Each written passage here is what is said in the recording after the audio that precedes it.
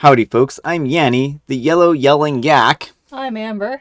and here's some Reddit. Some yak Reddit. Yickety yak. Alright folks, our first letter is titled, Am I a jerk for asking my wife to return a gift that wasn't hers, but I initially said that they were for her?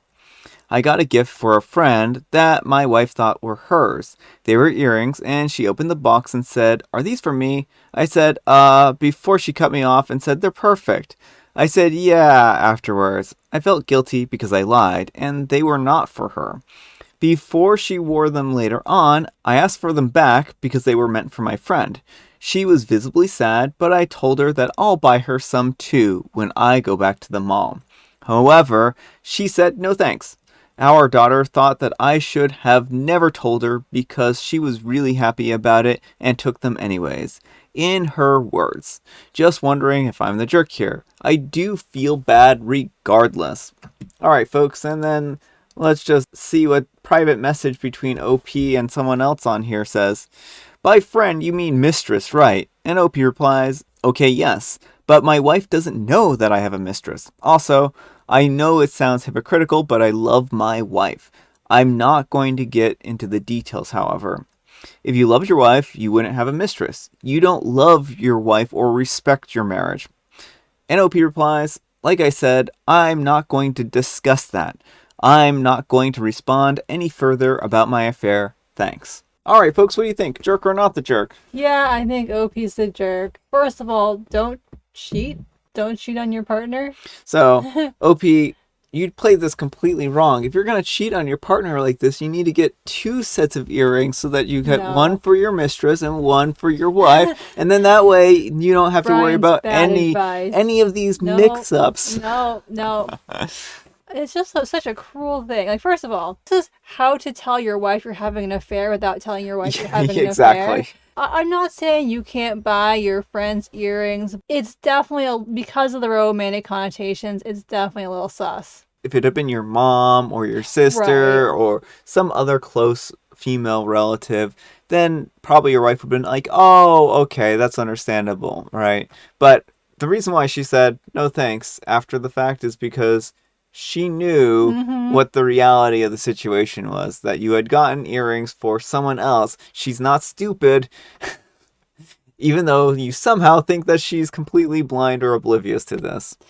Yeah, well, and the whole thing, I mean, it's mean. It's cruel. It's mean, and you don't give someone a gift and take it back. Like, if the earrings weren't for her, the time to tell her was before she took them. Be like, oh, no, sorry, those aren't for you. And, like, yeah, that's going to not feel very good to her, but how do you think telling her after the fact is going to make it better? Yeah, kind of getting off the real crux of the issue here.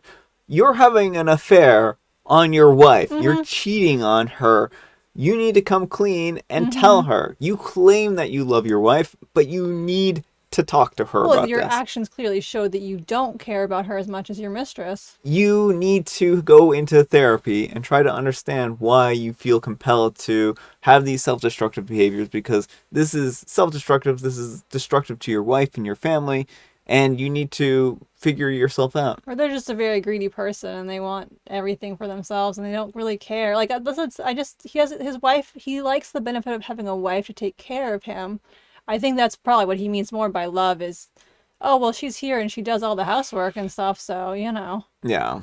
So, it's pretty terrible. OP, you need to get your life straightened out, and I hope somehow that your wife can find these kinds of things, because it would be good for her to know that you are going behind her back like this. It's really important that she finds out. So anyhow, take care and good luck for your wife. Yes. And Starbright, who was the person who posted the screenshot, info, why are you getting someone else earrings? And OP replies, it's for their birthday this Wednesday, and it's a gift for them. And Starlight Bright replies, you lied to your wife about it though. Also, kind of weird that you're getting another woman nice jewelry. And OP replies, yeah, I did. But again, she cut me off before I could answer. It just snowballed into the response that I gave her. Alright folks, our next very creepy letter is titled, Am I a jerk for telling my sister that her future husband seems suspicious? I'm a 34-year-old female, and I have a sister, Amy, a 27-year-old female. We have had an argument in the past when she said that I was controlling her life because of my unasked opinions. Reddit agrees with her, and I apologized to her, and things became normal between us. Please go to my profile to see that post. I don't know how to add a link. Now, a few things happened, and I'm in the same boat again, asking for judgment. She introduced me to her boyfriend, Jim, a 30-year-old male of 1 year, whom she met in a coffee shop near her work. She told me a cute love story, how they kept bumping into each other in a train station, coffee shop, shopping centers, and casinos on multiple occasions. Anyways, they are planning to marry soon.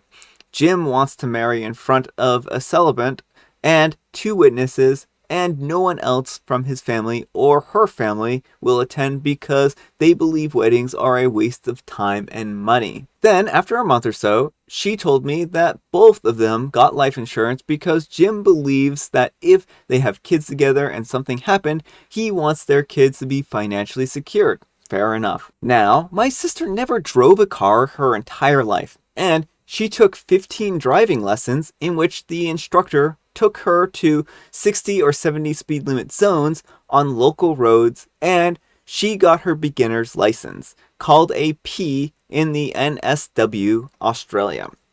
She came to see me today and informed very excitedly that she was driving to Melbourne from Sydney alone for a road trip. I immediately said, no, it's not a good idea. You have never driven on motorways and freeways, and I think it's very risky to do that.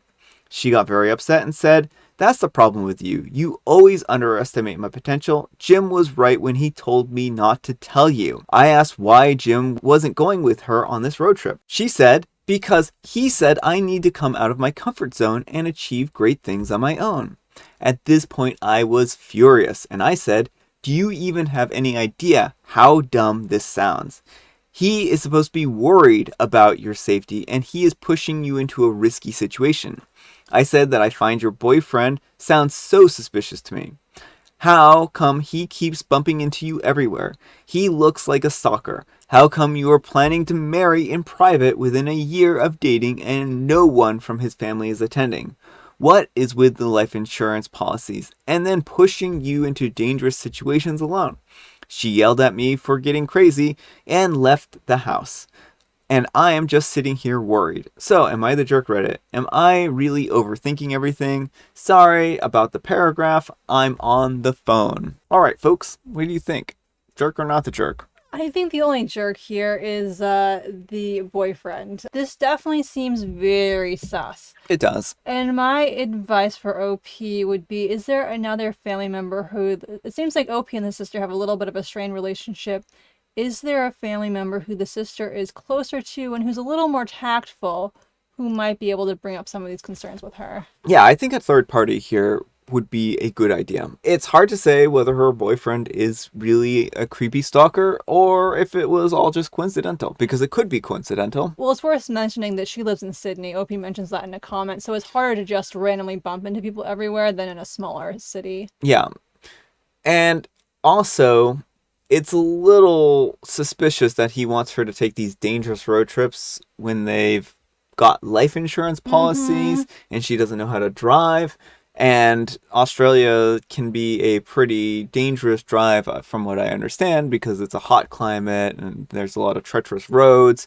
So you might find yourself in a bad situation if you don't know how to drive and you don't have the right equipment.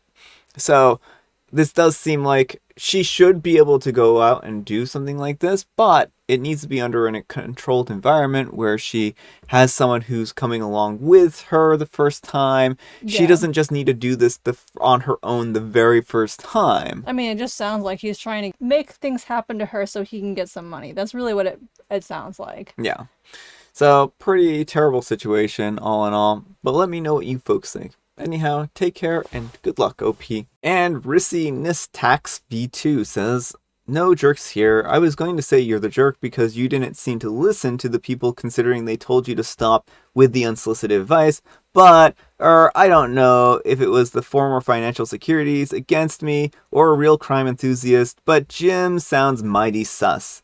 There's possible stalking, rushed marriage a year after they met, no guests on his side of the family, tries to keep the marriage to a minimum, the life insurance, the driving. She did say alone, but I wonder if Jim is going with her. Life insurance fraud is a thing that exists and scares me.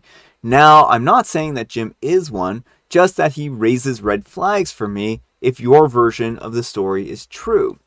I think that you're looking out for your sister, so I just can't say that you're the jerk. And OP replies, thanks for your input. He's staying back at the house for the only reason is that Amy should come out of her comfort zone.